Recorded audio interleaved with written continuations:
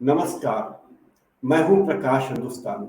मध्य प्रदेश की राजनीति में आजकल अजय विश्नोई के ट्वीट बड़ी चर्चा में रहते हैं। अजय विश्नोई ऐसे नेता हैं, पहले मंत्री रह चुके हैं, ऐसे नेता हैं जो बार बार अपनी सरकार को सलाह देते हैं और चेताते रहते हैं, और उन चेतावनियों को मीडिया में अलग अलग तरीके से पेश किया जाता है, लेकिन अजय विश्नोई जी का अपना तर्क होता है। हाल ही में अजय विश्नोई जी ने एक ट्वीट किया है जो चर्चा में है। उस ट्वीट को लेकर हम बात करते हैं अजय विश्नोई जी से ही। अजय विश्नोई जी, आपका स्वागत है हमारे कार्यक्रम जी, में। नमस्कार। नमस्कार। आपके ट्वीट बड़े चर्चा में रहते हैं। हाल ही में आपने जो ट्वीट किया है वो बड़ी चर्चा में है, और ये माना जाता है कि आप इस सरकार को चेतावनी दे रहे हैं। क्या ये वाकई आप सरकार को चेतावनी दे रहे हैं? क्या आप नशाबंदी के समर्थन में हैं, या शराब की बिक्री को लेकर जो तरीका अपनाया गया है उसको लेकर बातचीत करना चाहते हैं? प्रकाश जी, आपको धन्यवाद कि आपने इस विषय को उठाया। जहाँ तक सवाल चेतावनी है, सरकार को चेतावनी देने का मेरा कोई हैसियत नहीं है। मेरा काम सिर्फ इतना है कि उनको सही समय पर सही जानकारी देते रहें, क्योंकि हम लोग धरातल पे घूमते हैं, तो धरातल पे घूमते व्यक्ति को ज़्यादा जानकारी होती है, और मैं बिना हिचक के बेबाकी से सलाह ऊपर तक पहुँचाने में विश्वास रखता हूँ। अभी जिस तरीके से शराब की बिक्री गाँव-गाँव में हो रही है, आज नहीं पिछले कई सालों से हो रही है, और मैं इस कई सालों में कई बार इस बात को मुखरता के साथ मुख्यमंत्री जी से कह चुका हूँ। परंतु जब लगा कि कहीं सुनवाई सीधी नहीं हो रही है, इसलिए सोशल मीडिया के माध्यम से इसमें आना पड़ा, ताकि आम जनता का यदि वाक़ई में इस प्रकार का आग्रह होगा, तो वो हमारे साथ जुड़ेगी और एक आवाज़ बुलंद होगी, जो आवाज़ शायद इस बुराई को रोक सके, गाँव-गाँव में बिकने वाली शराब को। आपने ट्वीट में लिखा है कि मध्य प्रदेश को यदि उत्तर प्रदेश का अनुसरण करना है तो गांव गांव बिक रही शराब को रोकें। बुलडोजर से के मुकाबले ज्यादा समर्थन मिलेगा, ज्यादा वोट मिलेंगे। तो क्या बुलडोजर के बजाय शराब को सीमित क्षेत्र में बेचना, सीमित समय में बेचना ज्यादा फायदेमंद साबित होगा? देखिए, मैं फिर बताता हूँ, बुलडोज़र की अपनी अलग कहानी है। जी। बुलडोज़र भी निश्चित रूप से सारी चर्चाओं में है कि बुलडोज़र की जो एक व्यवस्था है, उसका फ़ॉलो-अप कर रहे हैं, अनुकरण कर रहे हैं उत्तर प्रदेश को देख के। हालाँकि ऐसी बात नहीं है, उत्तर प्रदेश के पहले भी शिवराज जी ने बुलडोज़र चलाया है। बुलडोज़र चलाएँ, मुझको उसमें आपत्ति नहीं है। पर जिस तरीके से बुलडोज़र सोच समझ के चलना चाहिए, मैं उस विषय का बिल्कुल समझदारी से बात करना चाहिए और समझदारी से उसका प्रयोग करना चाहिए, उसका मैं समर्थक हूँ। पर जहाँ तक शराब का मामला है, शराब गाँव-गाँव तक व्यापी है। एक-एक वोटर तक मतदाता उससे प्रभावित होता है। बुलडोज़र बहुत सीमित क्षेत्र में है। 10 जगह चला होगा, 20 जगह चला होगा, 50 जगह चला होगा, 100 जगह चला होगा। मैं जिस शराब की बातचीत कर रहा हूँ, वो 52 हमारे जो गाँव है 52,000, वो 52,000 गाँव तक जाता है, 23,000 पंचायतों तक जाता है और करोड़ों मतदाताओं तक जाता है। वो मुद्दा ज़्यादा प्रभावी होगा बनिस्बत बुलडोज़र के, ये मैंने कहना चाहा है।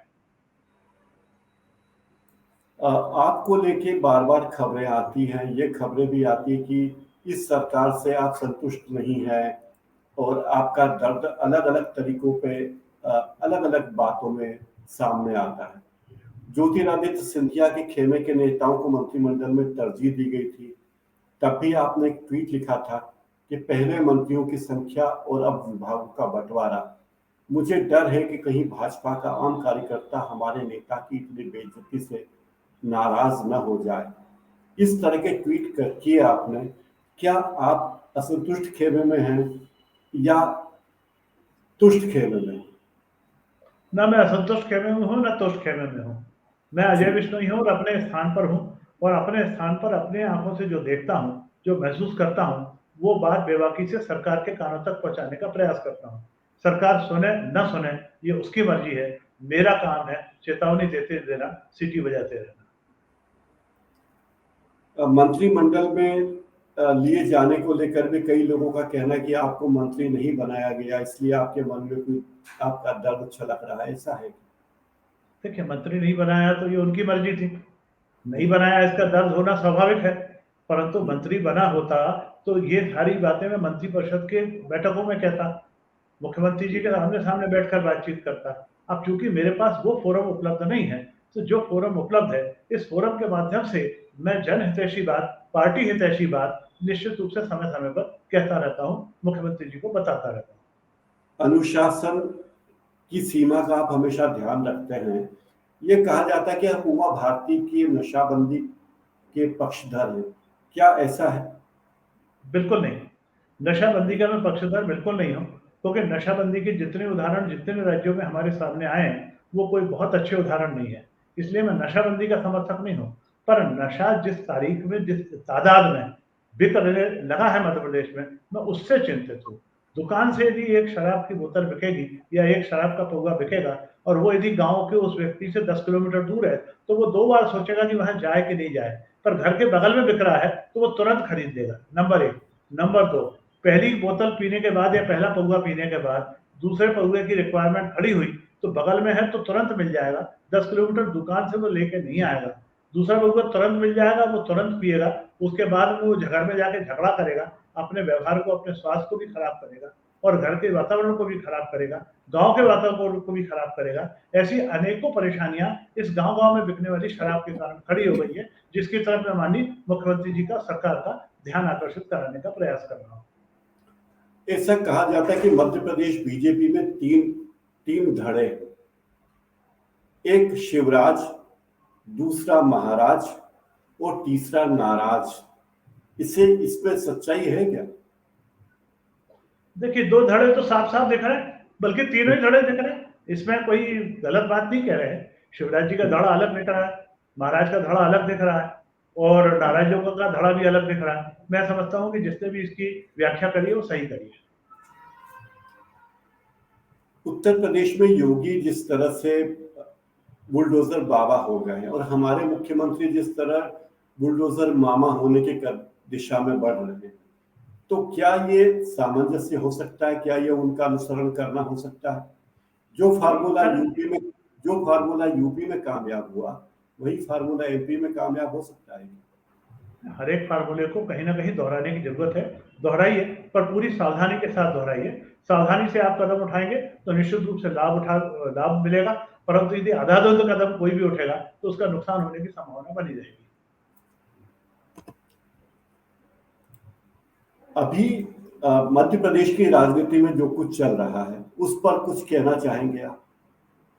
नहीं, अभी तो जो कुछ कहना है, मैं सीधे मुख्यमंत्री जी को कहता हूँ, पत्र लिखकर कहता हूँ। वो पत्र में से जब जहाँ ज़रूरत पड़ती है, ऐसा लगता हैगा कि इसको सोशल मीडिया पे डालना चाहिए, उसको सोशल मीडिया पे डालता हूँ। यदि मैं 10 पत्र लिखता हूँ, तो शायद 1 पत्र कहीं सोशल मीडिया पे आता है।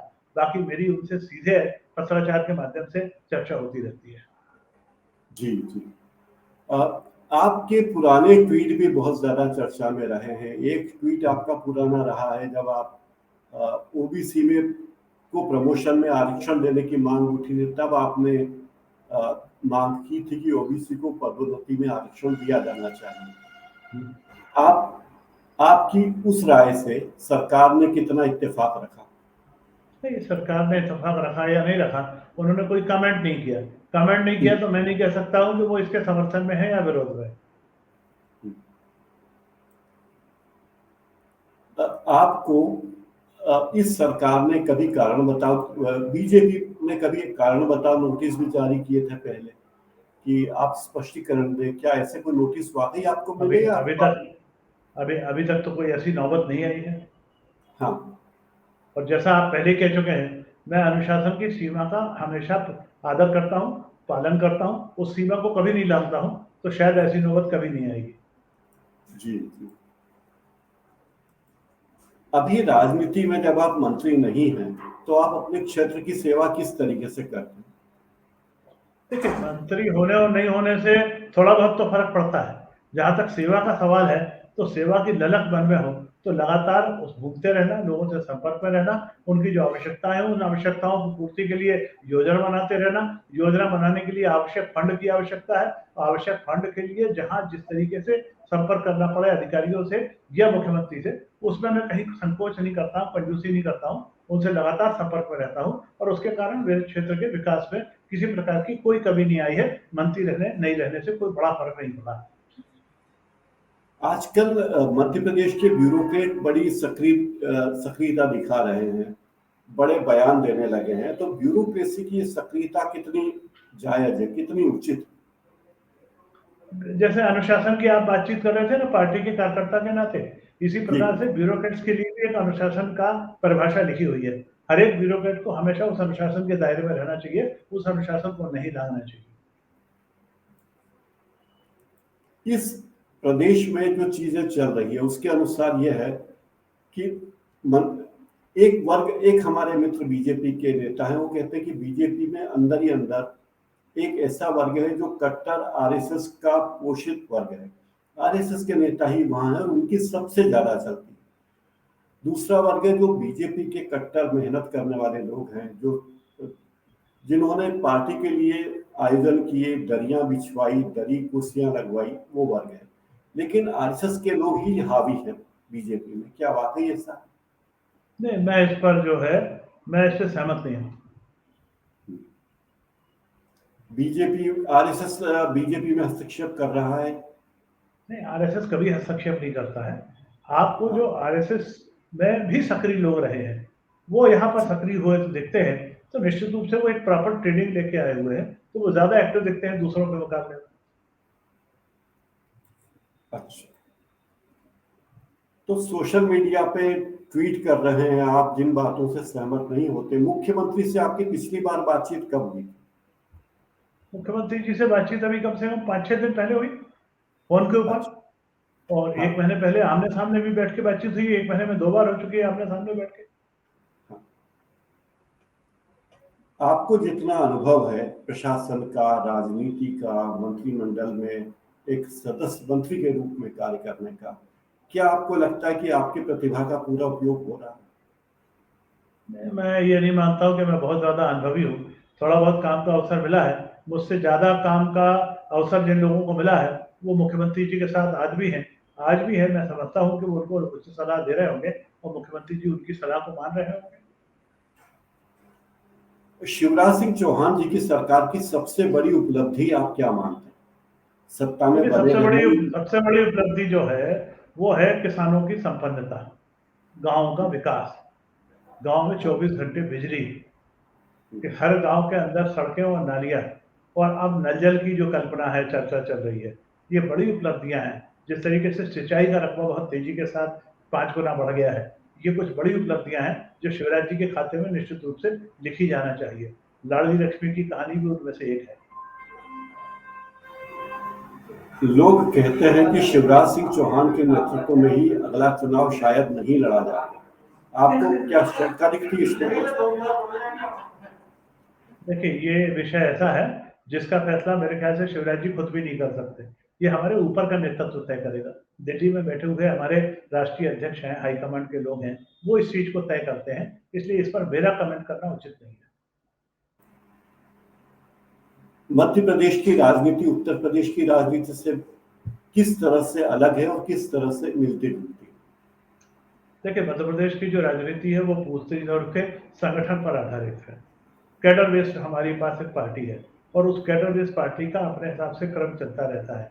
जहां तक उत्तर प्रदेश का सवाल है, उत्तर प्रदेश में कैडर नया खड़ा किया जा रहा है, खड़ा होता चला जा रहा है। उसके ऊपर जिस तरीके से मोदी जी ने 5 साल की सरकार चला के दिखाई दी, मैं एक बात बहुत स्पष्ट रूप से कह दूं कि जिस समय चुनाव होते हैं और हम सरकार में रहते हैं, तो सरकार में रहते हुए हमने जो अच्छे काम किए हैं, जो उपलब्धियां प्राप्त की हैं, उसके कारण हमको वोट मिलते हैं। और यदि हमने कोई गलती की है, तो हमारे को उसके कारण वोट कटते हैं।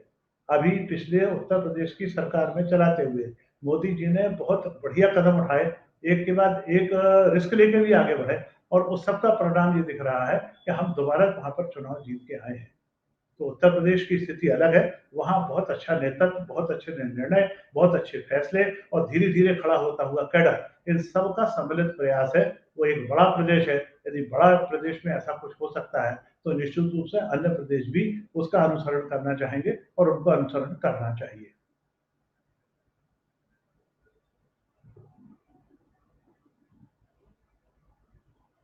कहते हैं कि हर राजनेता की अपनी महत्वाकांक्षाएं होती है। आपकी क्या महत्वाकांक्षा है राजनीति में? बची हुई है कुछ, या अभी अब कोई महत्वाकांक्षा नहीं है? देखिए, महत्वाकांक्षा सिर्फ अब इतनी ही बची है, मैं हूं ना हूं। परंतु मेरा प्रदेश संपन्न होता रहे, मेरी पार्टी यहाँ दोबारा फिर से चुनाव जीत के आए, 2023 के चुनाव में, 2024 के चुनाव में मध्य प्रदेश में और दिल्ली में फिर से भारतीय जनता पार्टी की सरकार बने, यही मेरी महत्वाकांक्षा है। व्यक्तिगत महत्वाकांक्षाओं के लिए लगता है अब मेरे को उचित नहीं है, वो समय मेरा निकल चुका है। आपकी राय में मध्य प्रदेश में सबसे काबिल मंत्री कौन है जिनकी इफिशियंसी से आप बहुत प्रभावित हैं? बड़ा मुश्किल सवाल कर दिया। मैंने कहा ना कि अधिकांश उसमें से ऐसे हैं जिनका अनुभव मेरे से ज्यादा है, मैं उनको क्या सर्टिफिकेट दूं? मैं किसी को कोई सर्टिफिकेट देने की हैसियत नहीं रखता हूं। निश्चित रूप से वो काबिल है, तभी मंत्रिपरिषद में है। उनकी काबिलियत देख के लिया होगा सरकार ने या पार्टी ने उनको, तो सभी मुझसे ज्यादा काबिल है। आपकी पसंद नापसंद तो हो सकती है कि ये बहुत अच्छा कार्यशैली उनकी बहुत अच्छी है, पसंद के नाम पे करना है तो शिवराज सिंह जी हमारी पसंद है। और केंद्र के मंत्रियों में अमित शाह निश्चित रूप से, आप भारतीय नितिन राजनीति गडकरी, का अमित शाह है, नितिन गडकरी है, नरेंद्र तोमर है, एक लंबी लिस्ट है। माधव सिंधिया ने तो अभी शुरुआत करी है, पर जितनी भी शुरुआत की है अच्छी दिख रही है, स्पीड भी अच्छी दिख रही है, लक्ष्य भी ठीक दिख रहा है। और कौन लोग हैं जिन्हें आप खलनायक मानते हैं भारतीय राजनीति का, जो देश को गर्त में ले जाने में कोई कसर नहीं छोड़ रहे? राहुल गांधी। क्या नाम बताया आपने? राहुल गांधी। राहुल गांधी। आपको लगता है अब उनको कि हम खलनायक कहें या विदूषक कहें, जनता तय करेगी। जी जी जी, हमारे दर्शकों से कोई संदेश कहना चाहे, कोई बात कहना चाहे, आप तो कह सकते हैं। मैं ये निश्चित रूप आखिरी से। हाँ, जी प्रकाश जी, आपके दर्शकों से मैं इतना ही निवेदन करना चाहूंगा कि मैं जो बात जनहित में कहूँ, तो जनहित की बातों का आपके दर्शकों की तरफ से भी समर्थन मिलना चाहिए। गांव के अंदर अवैध रूप से बिकती हुई शराब को रोकने में यदि उनकी तरफ से कुछ सहयोग मिलेगा तो निश्चित रूप से ये बात जो मैंने उठाई है ये दूर तक जाएगी और वास्तव में गांव के वातावरण को सुधारने में सहयोगी मिलेगी। इतना ही कहना चाहता हूँ। बहुत बहुत आपको धन्यवाद। नमस्कार।